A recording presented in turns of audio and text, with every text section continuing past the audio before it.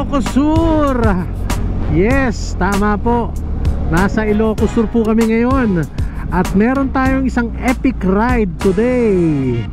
Pupunta tayo ng Cordillera Mountain. Punta natin si Apo Wangod. Yes, tama po. Pupunta natin si Apo Wangod today. Doon kami mag-overnight. So it's another BEA beautiful day today. Kita mo naman, napakaganda ng arko talaga ng Ilocos Sur. Actually, 4 o'clock ang take off namin kanina. And then, diretso kami dito sa may La Union at Ilocos. Ito, time check is 8:16 in the morning. 4 hours na rin po ang aming binabiyahe. So excited ang lahat papunta kay Apo Wangod. Sana ma-accommodate tayo. Kasama natin si Boss June at ang kanyang wifey na si Karen. Kasama rin natin si Boss Rene at si Madam Emmy. Ano masasabi mo, sir? Pupunta tayo kay Wangod. First time, oh? Patato tayo. First time pumunta kay Wangod. Alright, kasama rin natin si Boss Jeff na naka Suzuki GSX-R 1000. First time mo ba kay Wangod? Oh, first time, sir. Alam mo yung daan doon? Yan ang hindi ko alam. Anyways. Anyways, alright, nandito po tayo sa paanan ng bundok ng Suyo, Ilocos Sur. So babaybayin natin ang Tagudin Cervantes Road. Papunta po tayo ng Besang Pass. So nagsisimula na po ang twisties, ang mga kurbada. Only kurbada po dito. Kaya lang medyo may mga mabuhangin na lugar. So kailangan doble ingat pagdadaan dito. Grabe, oh, tingnan nyo yung lugar. Napakaganda rito. Patikim pa lang po ito. Unang mga kurbada lang po. Nasa paanan pa lang po tayo ng bundok. Aakatin po natin ang bundok ng Cervantes at Tagudin. Mamaya ipakikita ko sa inyo yung napakagandang spot. Kailangan pagdadaan kayo dito, dito kayo mag-stop over para siyempre pictorial, for Instagram, mga ganyan.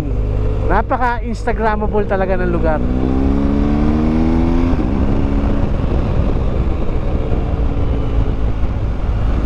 Ayan, oh, kita nyo, oh. Grabe, oh. Napakaganda, di ba?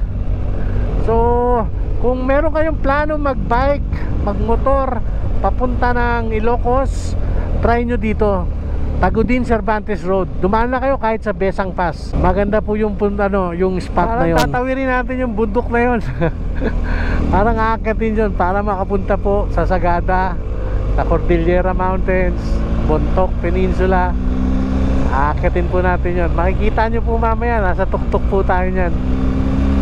Napakaganda ng kalsada rito talaga. Kaya lang 2 lanes lang. At talagang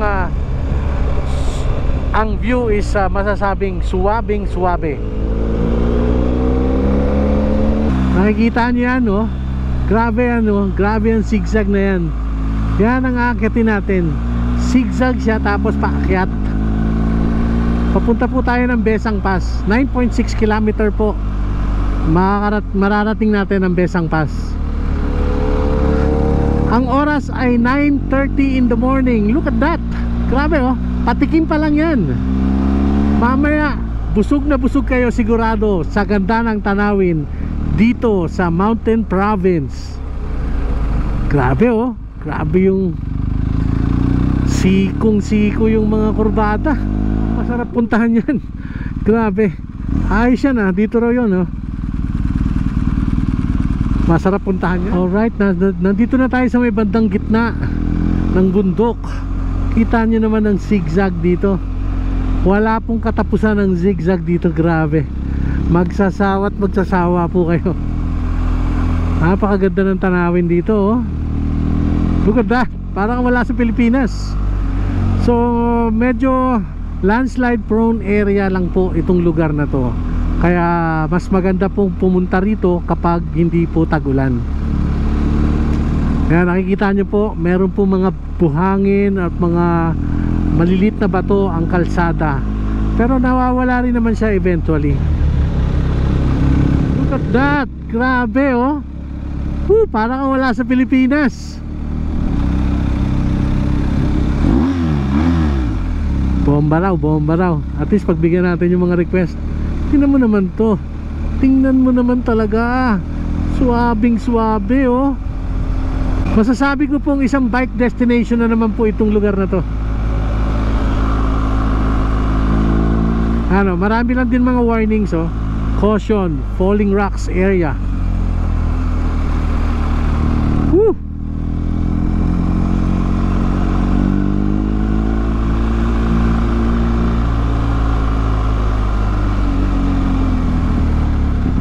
Alright, kilometer 354. Look at that, grabe oh.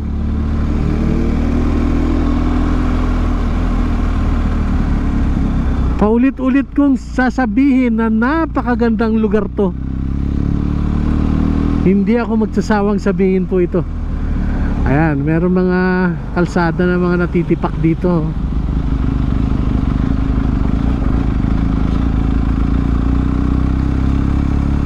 Hindi ka magmamabilis dito sa lugar na to kasi sobrang ganda ng lugar na to. Mamaya po may pupuntahan tayong isang scenic spot dito. Nasa tuktok na tayo ng bundok. Ayan o, tingnan nyo, napakalamig dito. Yung hangin sumasampal sa mukha mo, sobrang presko at nakakaantok. Yung amoy ng bundok, sobra. Bihira ka makakaamoy ng ganitong, yung pine tree na amoy mo yung mga dahon nila. Grabe, ang sarap-sarap pumunta rito. So ito, pababa na po tayo.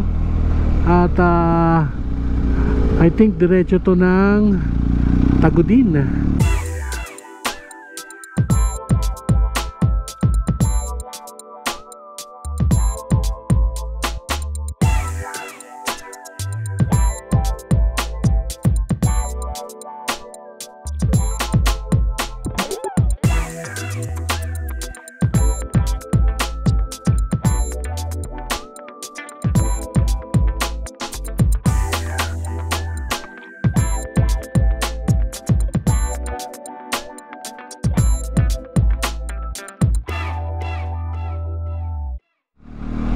Look at that! What a view! Woo! Sulit na sulit dito. Grabe, Pantusawan twisties oh. Kita niyo yan. Woo! Welcome po sa Cervantes, Ilocos Sur. Bontoc diretso, Mancaya, Quirino. Yan ang mga lugar na nandito. So time check is 11:20 in the morning.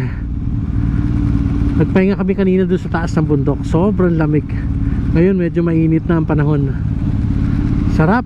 Sarap-sarap dito. Check ko lang kung ilang oras yung Wapo hangout dito. Ah, okay. Gitna to eh. Sa ano, sa Sagada 1.5 hour. Alright.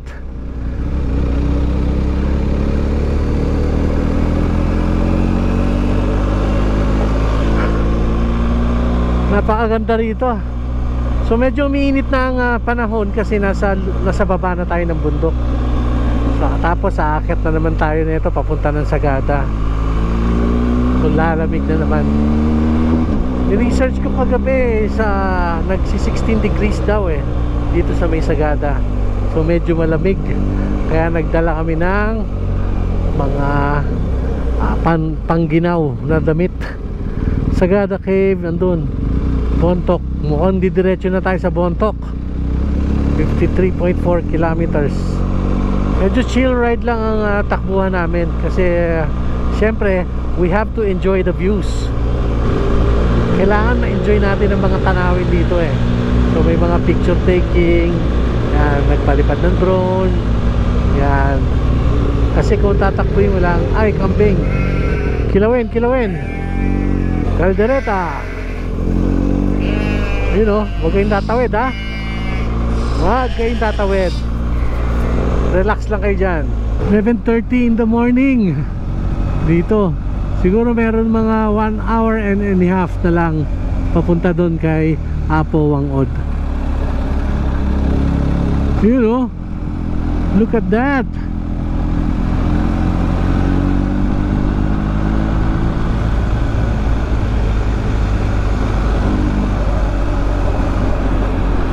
Lalaki ng mga bato. So accident prone area at landslide prone area itong lugar na to. Dami nagmumotor, oh. Panalo yung scenic route kasi dito. Napakaganda rito, panalo, swabe. Tanghalin tapat, mainit ang sikat ng araw pero ang lamig po ng simoy ng hangin. Ganito po ang klima sa Sagada Mountain Province. Yes, napakaganda, sulit na sulit talaga rito. Swabe. Talaga nasa gilid ng bundok ang kalsada rito. Binabaybay lahat ng bundok. Ibang klase. Sagada 41 kilometers, Baguio 126.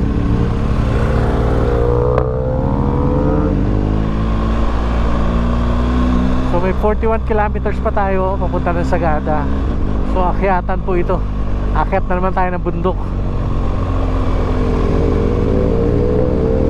Buti medyo mga tuyo ang kalsada ngayon, no? Dati nung nagpunta kami rito, yan, mga ganyan, may mga basa. So prone sa slide. Medyo madulas kasi tinutubuan ng mga lumot. May konting rough road.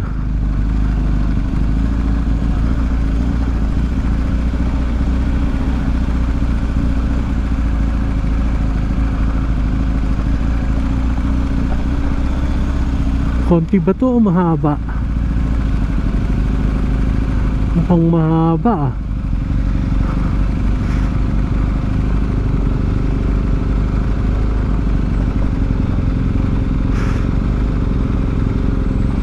Konti lang.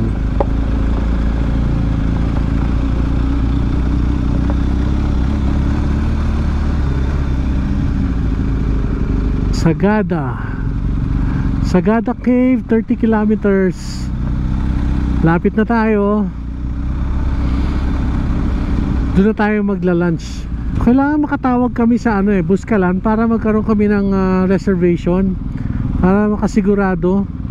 Pagdating namin sa sa Sagada, yung binigay sa amin ni Madam Ella, shoutout pala Madam Ella, tinulungan mo kami maghanap ng contact sa Buskalan para makakuha ng kwarto. Sana meron pang available para diretso kami ngayon, para doon na kami mag-overnight, para magang maaga nakapila na. Thank you sa tip, Madam Ella. Galing tayo doon sa taas, oh. Look at that. Grabe landscape dito, parang wala sa Pilipinas. Napakaganda mo, Cordillera. Pero higit sa lahat, napakaganda mo, Pilipinas. Sulit ang pagod nyo rito. Bumiyahe kayo sa Cordillera region. Ganda talaga. According to Google Map, nasa 9 hours daw ang travel natin from Manila to Sagada. Pero syempre nag-stop over tayo, kumain. Yan, malalaman natin later kung ilang oras natin kinuha. Mag-alauna na ng tanghali. Hindi pa kami nakakarating sa Sagada, but mga 18 kilometers na lang from here. Sagada na. Have a safe trip, Sagada. So touchdown tayo 1:34 in the afternoon. Sa wakas nakarating din Sagada. Welcome po. Alright, so ang game plan natin today is akyat muna kami sa Sagada, kakain, then kukontakin namin yung binigay na contact number ni Ella. Kasi medyo late na, 1:30 na. So kailangan natin kumain para magkaroon ng power. Woo!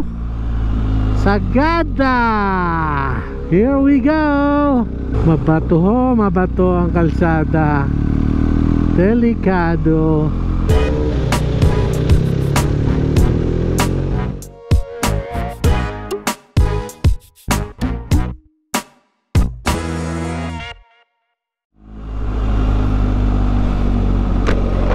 pumasok na something sa helmet ko.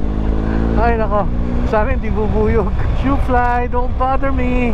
Alright, katatapos lang namin mag-lunch dito sa Isang Wow Cafe by the Cloud. So mabilisan lang ng kain. And then diretso tayo ngayon sa Pabuskalan. Kailangan makadating tayo doon na may araw pa, para hindi tayo maligaw. Kasi mukhang maglalakad pa papunta kay Apo Wangod. So accommodated tayo ni Selma's Cabin. Pagdating natin doon, pagtatanong na lang namin kung saan yung lugar. Ganda talaga rito, oh. Tingnan mo. Napakasarap talaga ng GS dalhin kahit sa malayo. Hindi mo mararamdaman yung pagod. Suspension wise, para kang nakaupo sa sofa. Body positioning, sobrang relax. Yun o, doon tayo pupunta o. Iikot lang tayo ng bundok. Ayun, sa gilid dumadaan. Grabe ang highway na to. Landslide prone area. Ayun o. Grabe. Mapapawaw ka talaga rito sa Cordillera. Wow na wow. Sulit ang pagod. So 4:21 ang dating namin doon. 1 hour and 12 minutes Pabuskalan. Grabe, twisties, ang sarap. Yung power ng GS, grabe, hindi ka mabibitin. Kahit puno-punuan ng karga. Ganong kalakas ang torque nito. Where are we now? We are in Bontoc Peninsula. Goodness! What the? Grabe. Sobrang ganda po. Pabuskalan. Ito ang tinatawag na mountain road. Wantusawang mountain road ito. Grabe. Look at that, oh. Doon tayo dadaan, oh. What the? Woo! You see that? You know? Pucha, doon tayo pupunta. Ang haba pa nito. So ginagawa ang kalsada rito papuntang Buskalan. So may mga ilan paputol-putol. Pero tingnan nyo naman, napakaganda ng kalsada rito.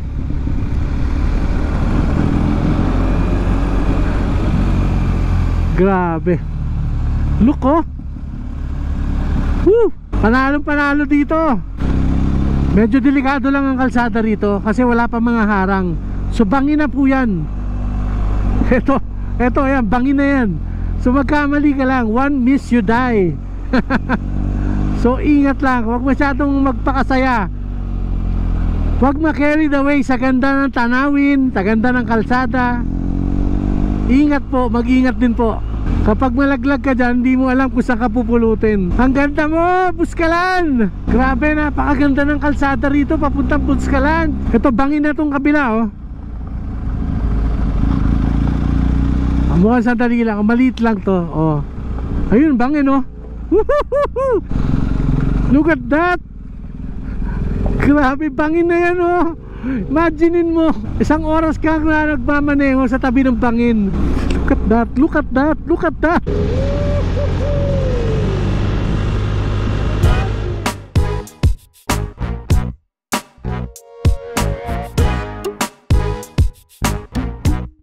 Na ride natin, ano masasabi mo rito sa ride na to? Oh, saya-saya at hindi matutumbasan. Grabe, grabe. Worth it ang pagod, di ba? Ayos sa mga twisties natin dito.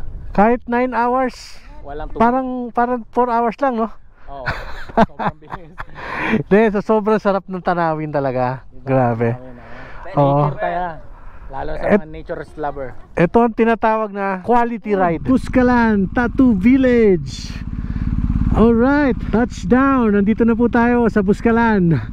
At makikita natin ang the famous tattoo artist, 107 years old. Ito yung lugar ni Wangod, the famous tattoo artist, 107 years old. At last nakapunta rin. Ayun yung mga mga stuff, mga goods na dadalhin sa sa lugar nila. Oh, para may dumb waiter.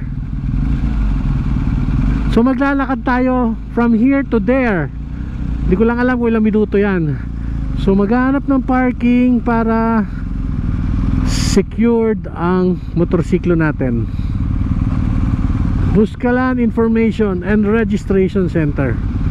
Welcome to Buskalan, Tinglayan, Kalinga Province, home of Apo Wang. Simulaan na po ang paglalakad. Ate, ito ang tour guide natin, oh. Ano pangalan mo, ate? Luis. Luis. Oh. Luis, lalaki yun ah. Luis. Iba ang Luis. Luis. Luis. Si Luis. So siya ang tour guide natin. Dadali niya tayo dun sa may homestay natin. Okay, ate, ilang oras ang lakad natin? Abot ng 1 oras kung mabagal, kung mabilis 40 Isang oras minutes. kalate. Kung mabilis, 1 oras kalate. Minutes lang. Minutes lang. So kailangan 40 natin minutes. bilisan. 30 minutes. Saan ang lakad natin? Dun? Oo, dito. Yan. Yan, oh. Ang daming nakaparada rito. Ang daming bisita ni Wangod. Baba. Yan tayo aakyat. OMG. Doon tayo aakyat. OMG. Ayun, oh. Oo. Doon tayo pupunta. Dapat pahila na lang tayo rito, ate. Sana may tulay. Mangindig sana. Siya ang pasimuno talaga nito, eh. Si Karen. Siya yung pasimuno talaga. Ako babae. Siya ang kasalanan. Eto, tinan mo, hindi prepared yan dalawang yan. Kasi, tinan mo, may tungkod pa, oh. Hindi yan prepared. So, good luck sa atin. Sana masarap ang tulog natin today. Tomorrow morning, diretso na tayo para magpa-tut-tut-tut tattoo. Parang nakakarinig ako ng mga hinihingal. So, good luck sa atin. So, see you there sa bahay ni Apo Wangod.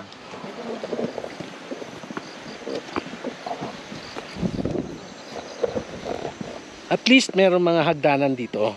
So hindi maputik, yan, hindi hirap. At least may hagdanan. So madali lang din. Kung gusto niyo magpatattoo kay Apo Wangod, kailangan may sakripisyo rin kahit papaano. Maglalakad ka from here, bababa ka doon.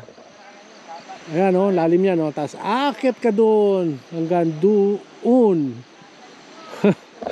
O, di ba? Worth it ang pagtatattoo nyo. Ayan, nakikita nyo ba yan? Nakikita nyo yan? Yan yung aakitin natin. Oh, nagsisisi na ako. Ayoko na. For the sake of Apo Wangod tattoo. Grabe. 6:42 PM. Nakadating na rin kami dito sa aming tutulugan. They call it homestay.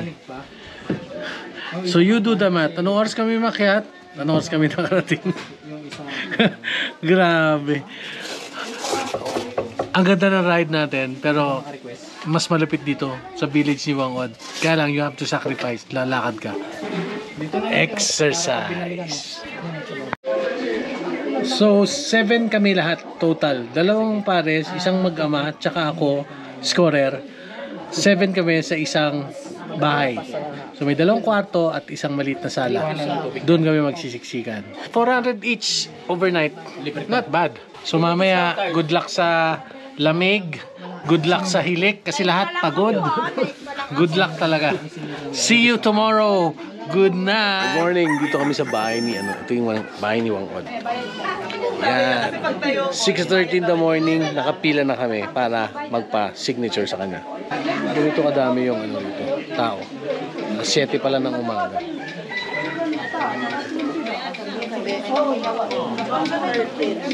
Ito yung pantato ni Wangod. Ang nakalagay Survive Buskalan. Apo!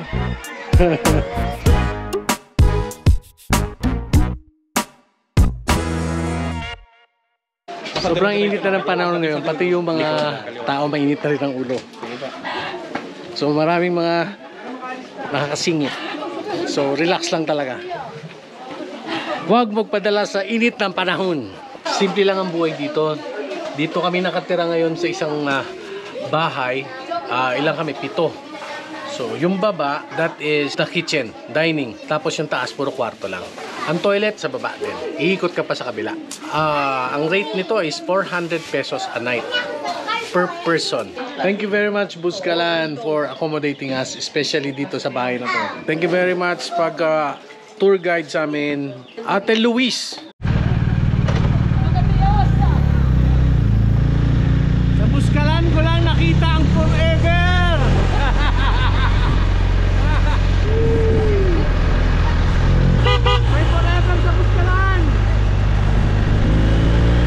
what a lovely experience dito sa may Buscalan Tattoo Village. Ito, bago kami umuwi, meron tayong nadaanan na kasalan. Kasalan daw po ito. So ito, meron mga babae nagsasayawan. I don't know, ritual siguro to. So stop over muna tayo konti, Maki Marites.